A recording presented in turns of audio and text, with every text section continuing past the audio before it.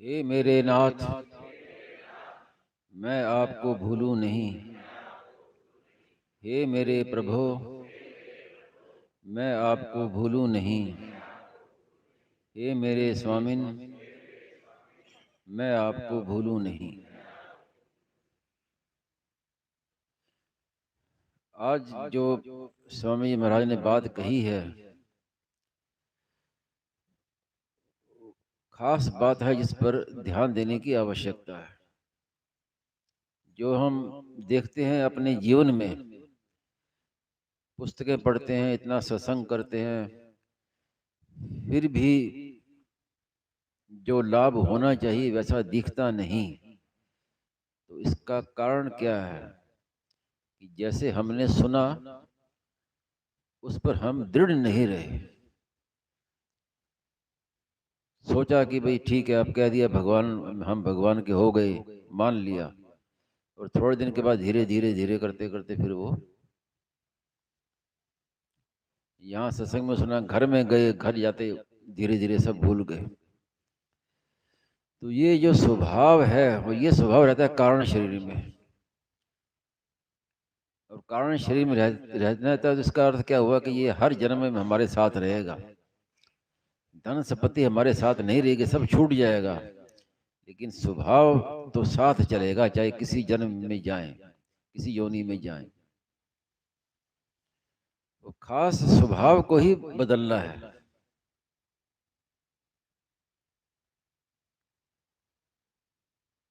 महाराज जी कहते थे कि अगर सत्संग से लाभ उठाना है तो ये होना चाहिए कि अब करते क्या है कि सत्संग में सुना फिर छोड़ दिया, सुना फिर छोड़ दिया, सुना फिर छोड़ दिया।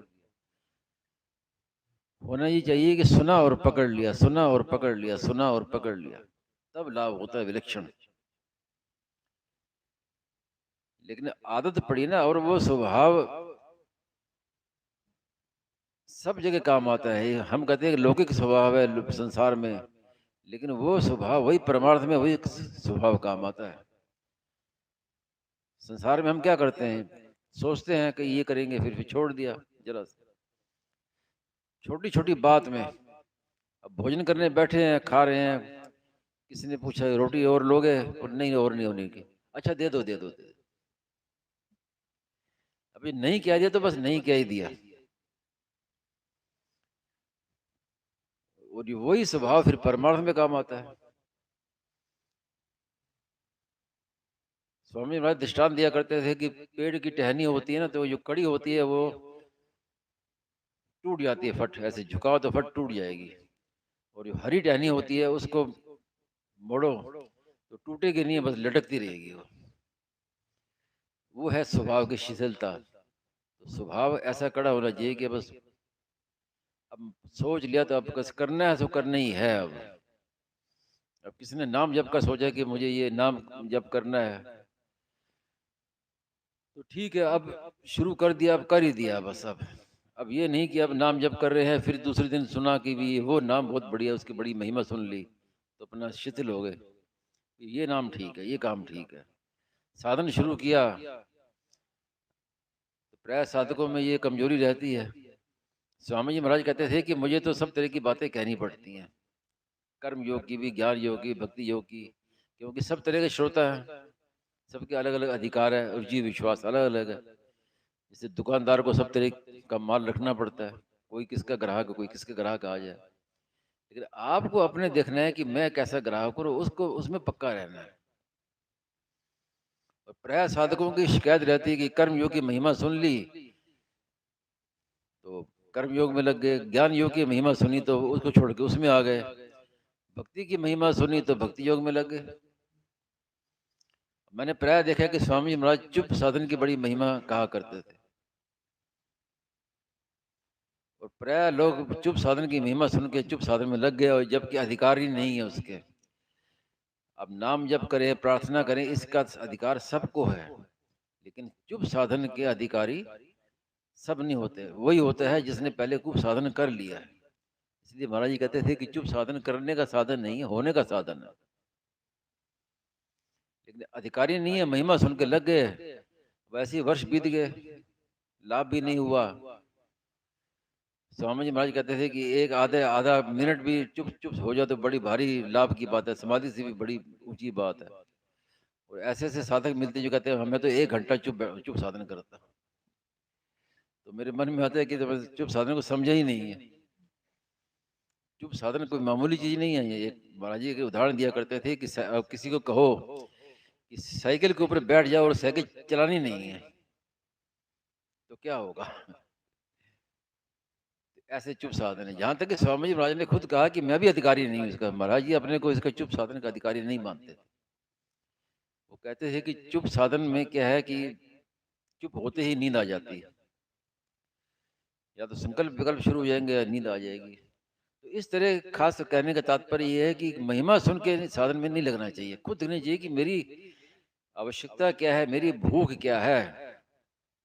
एक सत्संगी ने भक्ति की बात पूछी मेरे से, भगवान में प्रेम कैसे हो, परम प्रेम जो प्रतिक्षण वर्धमान प्रेम वो कैसे हो। तो मैंने कहा पहले ये सोचो कि तुम चाहते क्या हो।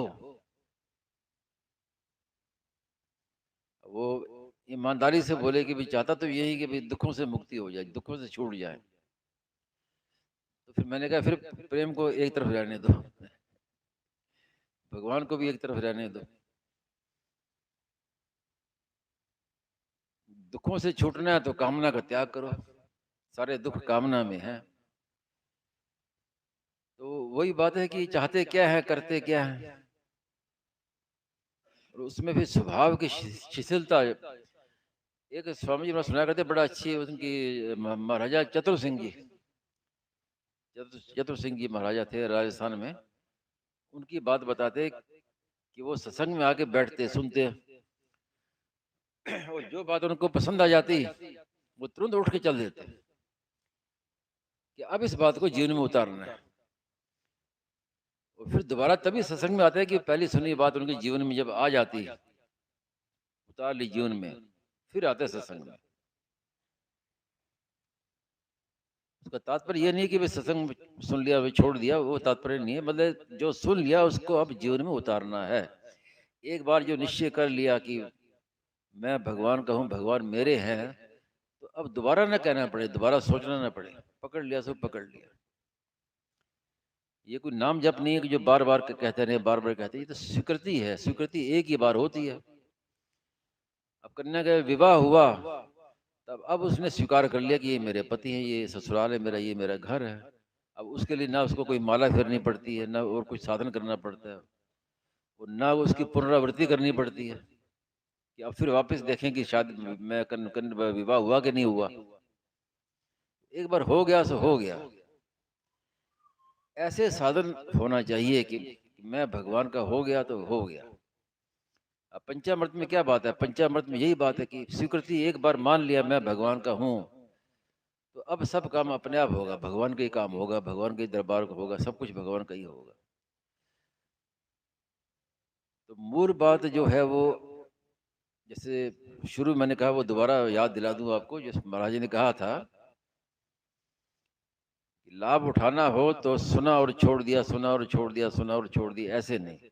सुना और पकड़ा, सुना और पकड़ा, सुना और पकड़ा। फिर देखिए कितनी विलक्षणता आती है जीवन में। नारायण नारायण नारायण।